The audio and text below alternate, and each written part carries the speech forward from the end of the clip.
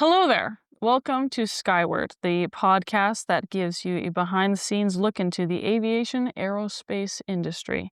I am not your host, but I am joined by your host, and we'll be interviewing her so that you lovely listeners can get to know her a little better. I am Trinity Celeste, fine art musician, and I will be interviewing Pilot Mercedes today to figure out a little bit more about how you began to soar into your journey through aviation.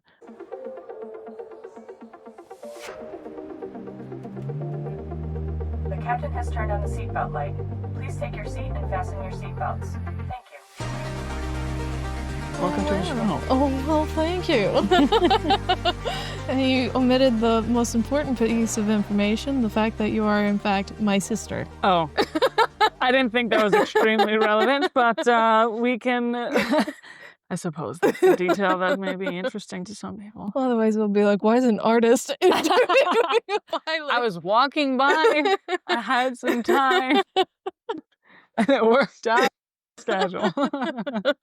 Yes, I have the privilege of being her sister, the less cool of the two. Hardly. And so I just wanted to go through some questions here to just kind of get to know where all this began. You were a very, you have and always have been a very ambitious young lady. I was more of the lazy one who would get you to do my chores for me, and I would pay her. She would pay me generously $1. I would. Money meant nothing to me.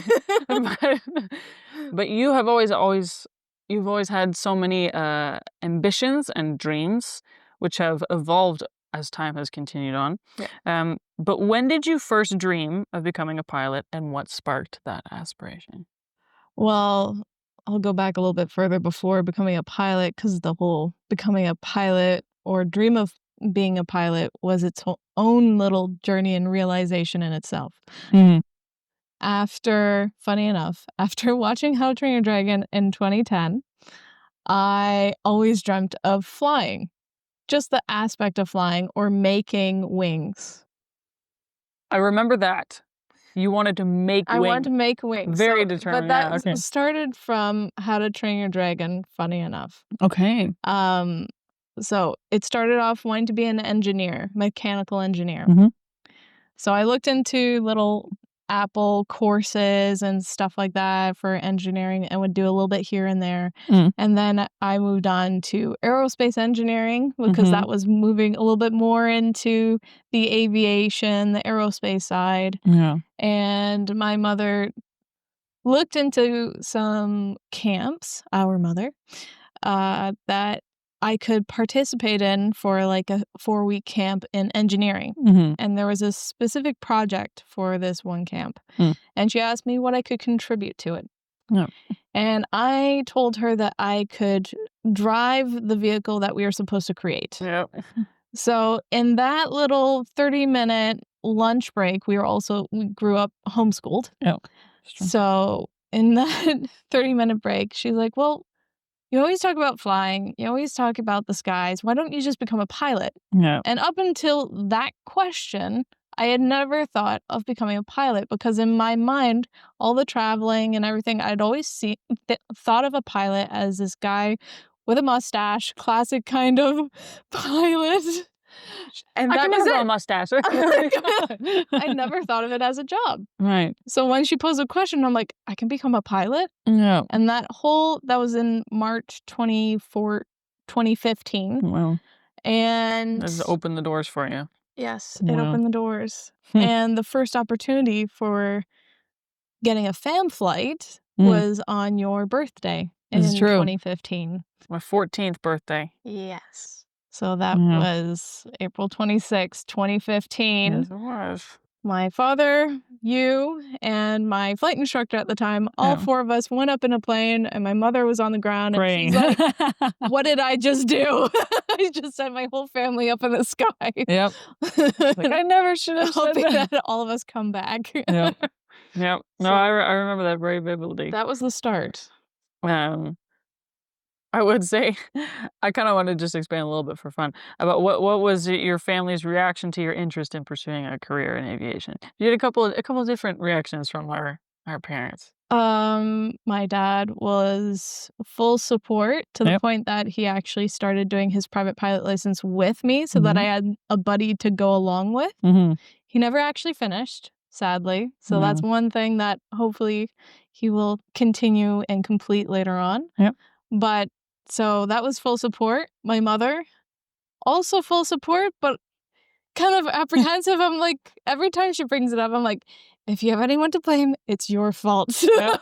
I would That's an not be idea. pursuing this or even thinking about this if you hadn't brought it up. Yep. So, You're like, this is all your idea, man. and I think you were just fine with it and didn't really bother you. I thought Maybe you were you should cool. bring it. Bother me? I don't know. Oh, I love telling people, like, she's really cool. She's much cooler than me. She's a pilot, and she's a sound engineer, and she's just super Well, I smart. wasn't and at the time, but not yeah. at the time. I'm talking about now. Yeah, now when now. I boast about you, you've Aw. evolved. You've evolved to including even more skills in your repertoire. Yes. This is an interesting question. Do you have aviation role models? I know you had, other than Toothless. Do you have any aviation role models? Yeah. Someone you saw that you were like, wow, I really love that. I really love that person's perspective. I would say I did think about this. I didn't have a ton of role models in the sense of like saying a famous pilot or anything like that. Maybe more smaller role models, like my first flight instructor Yeah. was a female flight instructor. Yeah. So she was a pretty big role model in her own right. Mm-hmm. And then basically every instructor that I really had played a huge part in my personal life as well as my aviation journey. Mm-hmm. And because again, I started as a 15-year-old. Yeah. So I was not only learning about aviation and everything, but I was also growing up. Mm-hmm.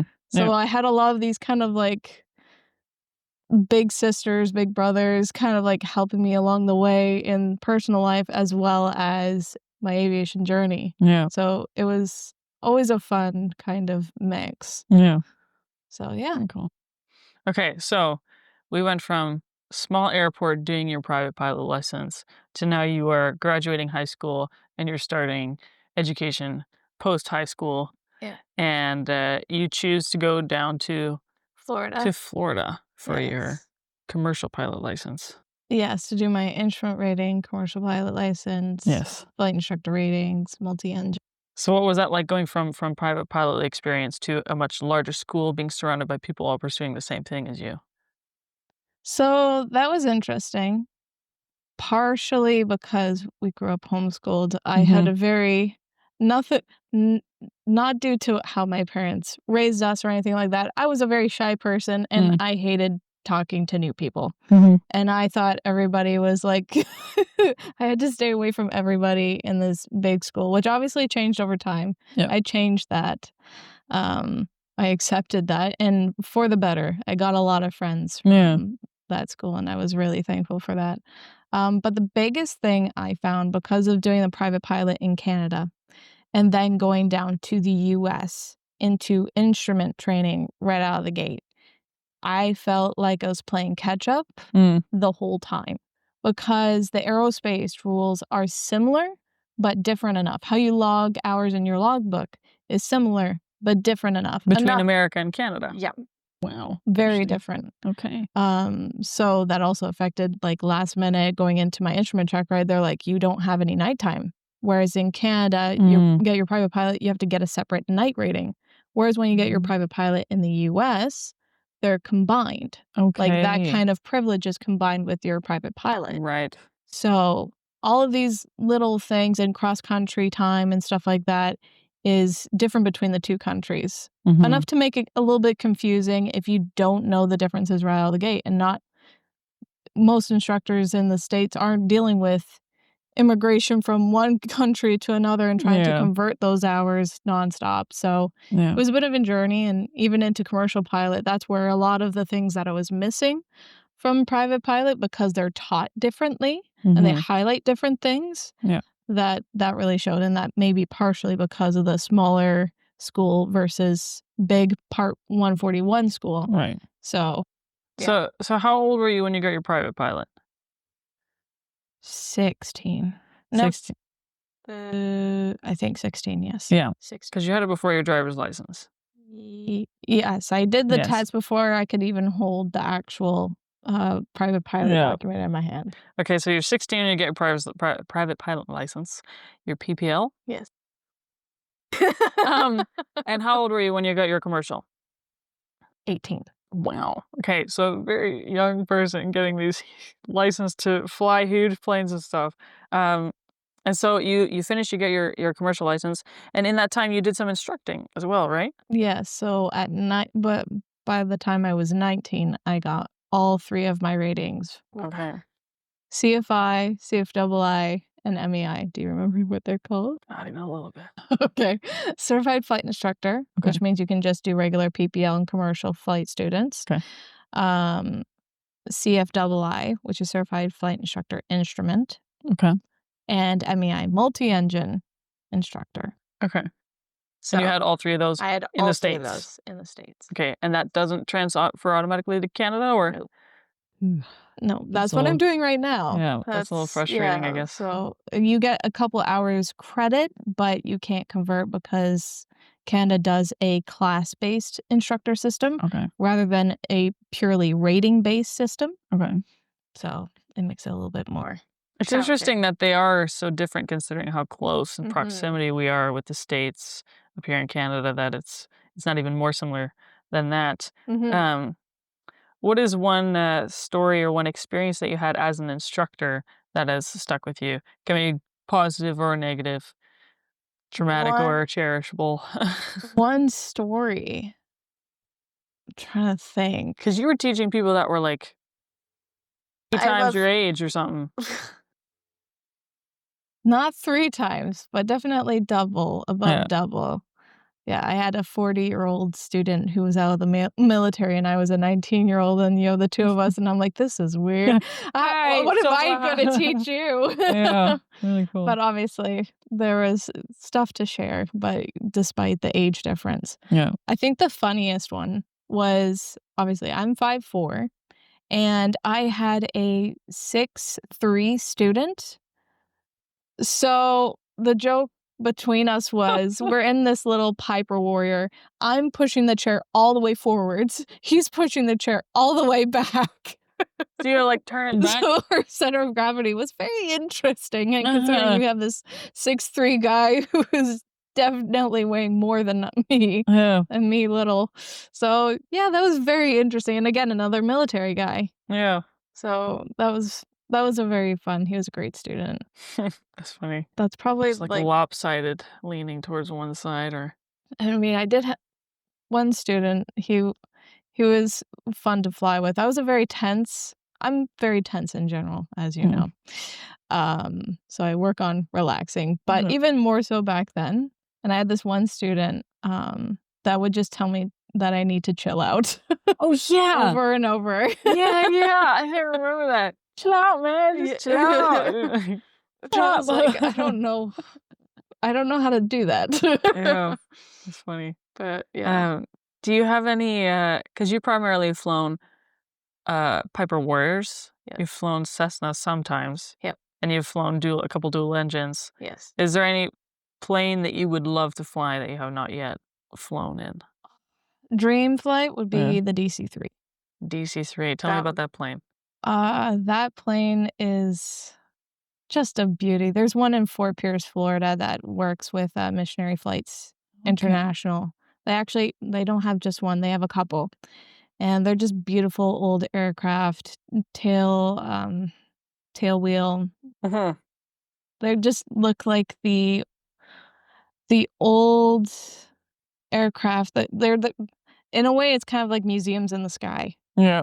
The fact that they're still flying, they just seem magical to me. What time are they from? Are they from the war, I or can't remember off the top of my head. but were they used in the Second World War? Or you don't know? There was a converted version that was used for the Second World War. Oh, okay. Yes. Very cool. So probably 1940s, I'm guessing. Okay, wow. Yeah. The fact I that might those are be still in the wrong, air. so nobody quote me on that. No. But Do your research. yes. Check for yourselves. Don't just go AI. Do a little more deep digging. Yeah. But you have flown not flown it, but you have gone for a flight in an old plane before. Yeah. What plane was that? So that was the Lancaster Vera out of Hamilton. So cool. There's only 2 Lancasters flying in the entire world, Mhm. and we have one of them here in Hamilton.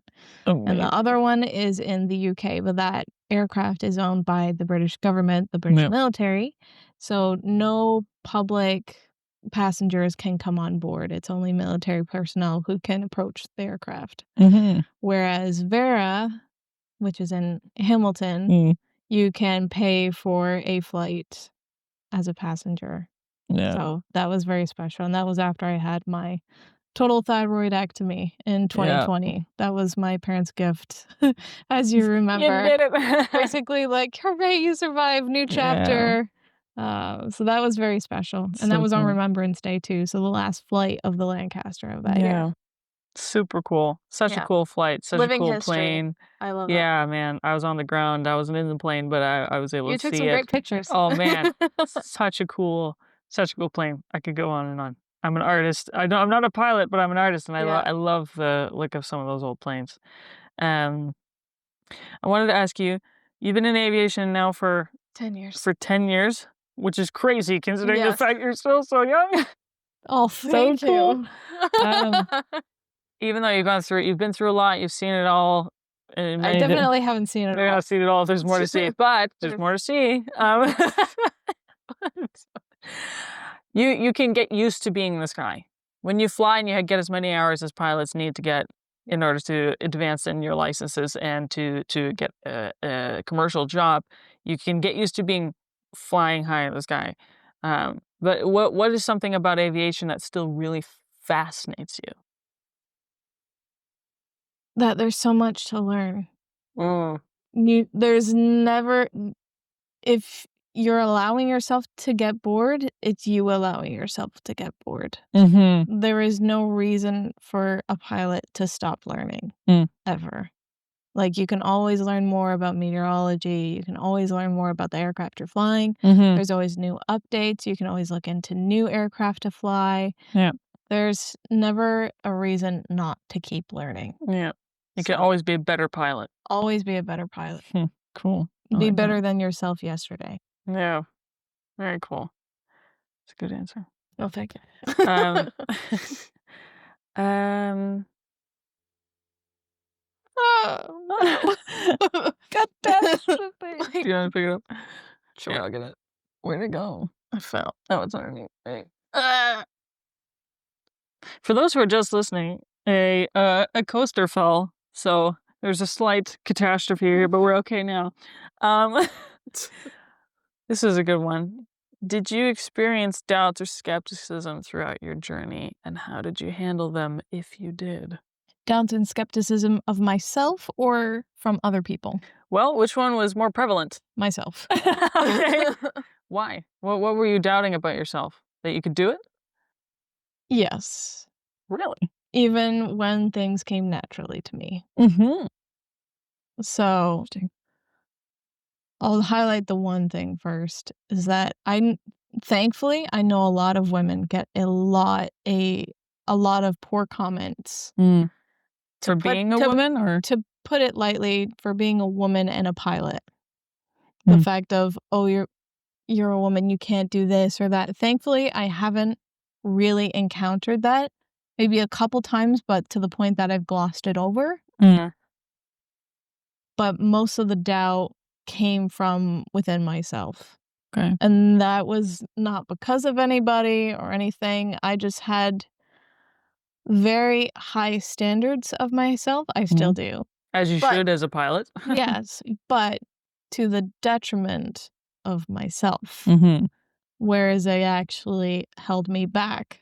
Like, I would need so much reassurance from my flight instructors that it would kind of hinder me. Mm-hmm. Like, I was so insecure in myself. Yeah. And my instructor would be like, yeah, you're gonna pass. You're gonna do fine. And I'm like, I don't know. I don't think so. And I've spent hours and hours and days of studying ground and studying and all the procedures, making sure that I have them clear in my head and everything like that. But still, the self-doubt was very prevalent. And it has been in every case in my life. That's just part of my personality that I am battling. Yeah. And I am starting to win, but Yeah. it's still a battle. Yeah. So everyone has their crutch. Yeah. You're doing very well. Well, thank you. That leads me to my next question, which would be, what would be a piece of advice that you would give to your younger self in the beginning of your aviation journey? Take a break. Take a break. Take a break. Why is that? Because I did not take a break.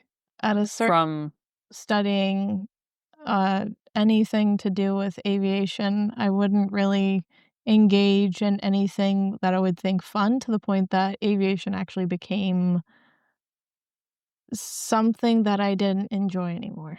Wow. To the point I've put it as I lost my spark.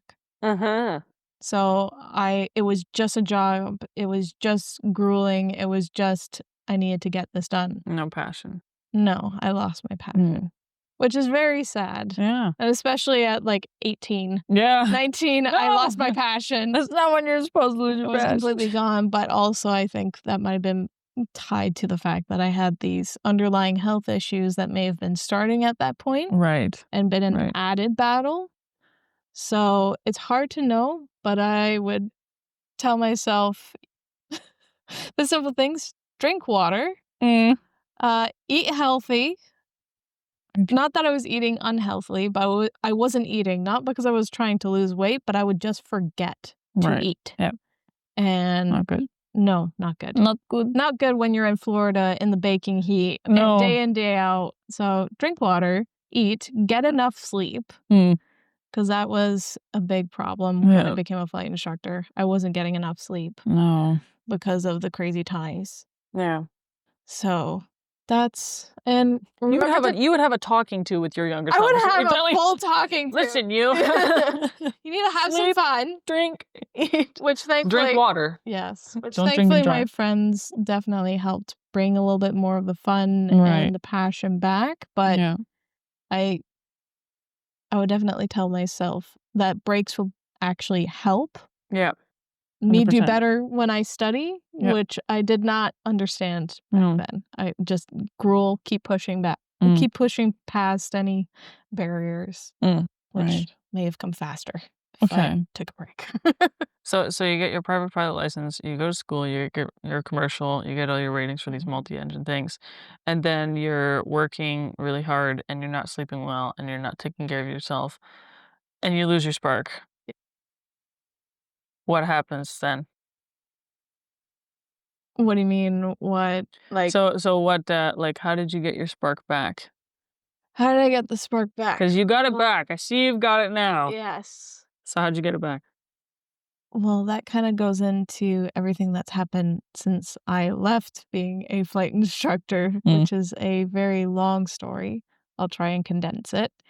But basically in 2019, so I flight instructed for at least a few months, but by the end of summer 2019, I had left my job and my school and everything because I discovered that I had hyperthyroidism, Graves' disease. Yeah. So, and I knew immediately, based on how I was feeling and the diagnosis, that if I went to a medical examiner, they'd say I couldn't fly.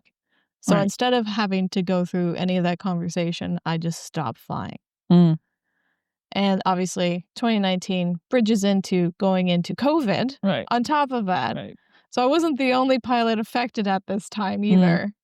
But yeah, so 2019, I stopped that and going into full, trying to figure out what's going on with me. I moved back home, obviously, back to Canada. Right. And trying to find how to cure me without taking out my thyroid. So we looked into a vast number of possibilities and tried all the natural kind of solutions on top of the medicinal solutions, and nothing worked. Yeah. So at one point I had a flu or something, and my heart rate spiked to 180 while I was in bed. And I was also dealing with the bulging eyes of hyperthyroidism, the thyroid eye disease. Yeah. So that was kind of the turning point of I can't live like this because I didn't have a life anymore. Yeah. I had no life at all. Like I couldn't go out, get a cold or anything. I couldn't eat the wrong thing without being scared that things would get worse. Yeah. So I said, screw this. Let's get rid of it. Yep. And I had an amazing surgeon, and he got rid of all of it for me. He gave me the option to take one half versus both, but I was like, just... Well, I ran the risk if I took out one half and it didn't work, I'd have to go back. And I'm like, I don't want to go back. Yeah. Do it once and never think about it again. For sure.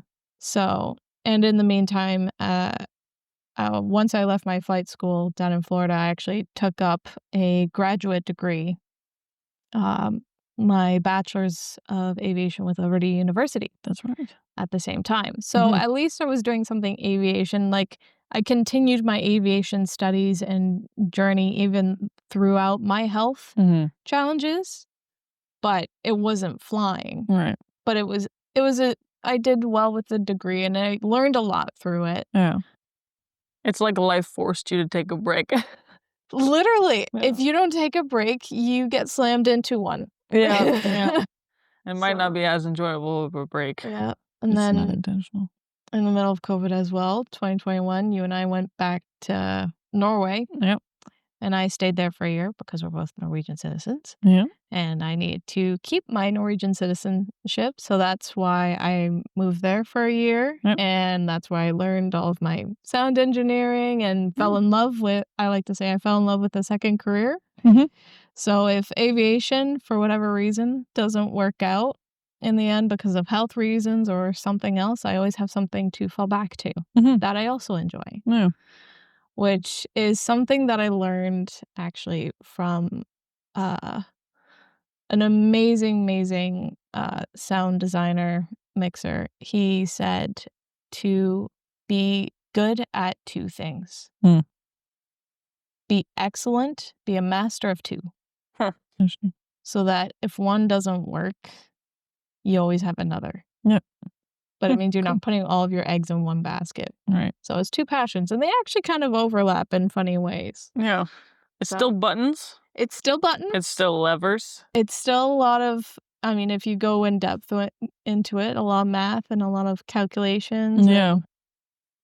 Figuring stuff out, problem solving, which is very similar in the problem solving of aviation. So this doesn't quite get to exactly what I was saying of how you found your spark again. So you fell in love with sound design, and then you moved back to Canada. And how'd you get your spark back when you moved back here? I married my husband when I moved back. She married a spark. I married a spark. But through that support and finding a life together and kind of getting my feet back underneath me from moving from countries, dealing with health. I graduated my bachelor's degree in 2023. Thank you. Good job. Good stuff. Through that, I think especially after I finished my bachelor's, because that was very stressful too. That was when I started to get my spark back. Just through community, getting a new sense of self, understanding how to do a little more balance of life with passion and just a new curiosity with aviation all over again, which is wonderful and beautiful. That's awesome. Yeah. I guess that would lead me to one of my final questions for you, which is you found your spark and then you decided I want to talk with other people about my passion for aviation and all the various fields that are involved in aviation, which is pilots, but you've also had people who are just doing it as a hobby, some people who have been stewardesses, and so you started this podcast. So what made you want to start this podcast, Skyward? Well, this also involves you, funny enough. Does it? It does. Really? Oh my gosh, you forget? Yeah. Okay. So it first started as an idea in 2024. I forgot. Oh my gosh. I'm so interested. Oh my goodness. Okay. Well, it started in 2024. I had this idea. I was looking for podcasts about female pilots. and just not just successful female pilots in their career as a first officer, as a captain. So while those are amazing stories, I want to hear some more from people who are still on their journey. Okay. So people who are still learning, as well as those who are seasoned pilots or are in the general aviation side.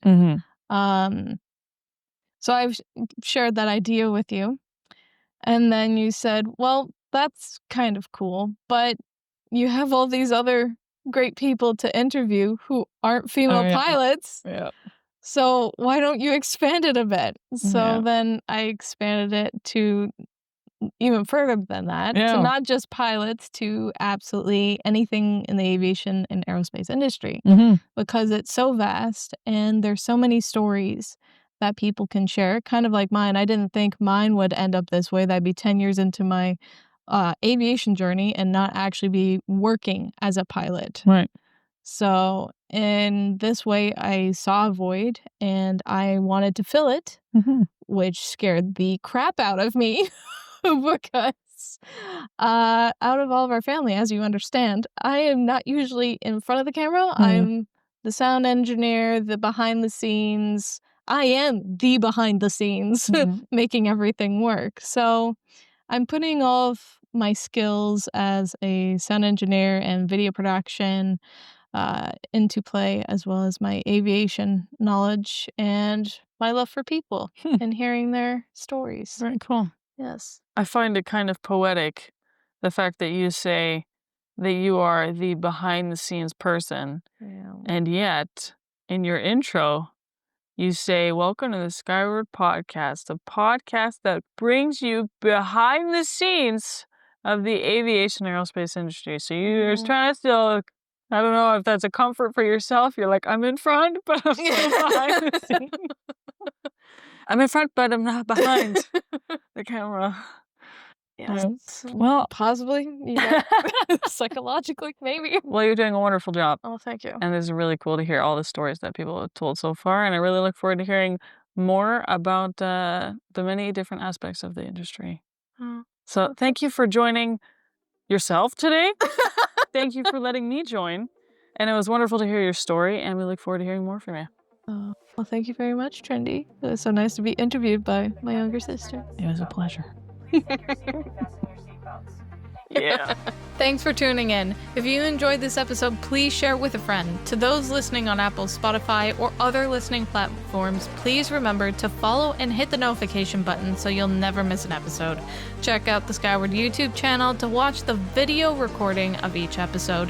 And don't forget to follow on all social media platforms to stay up to date. Lastly, if you have a story or know someone who does from the aviation aerospace industry, email the podcast at info@skywardpodcast.com. Your support means the world. Thanks for tuning in.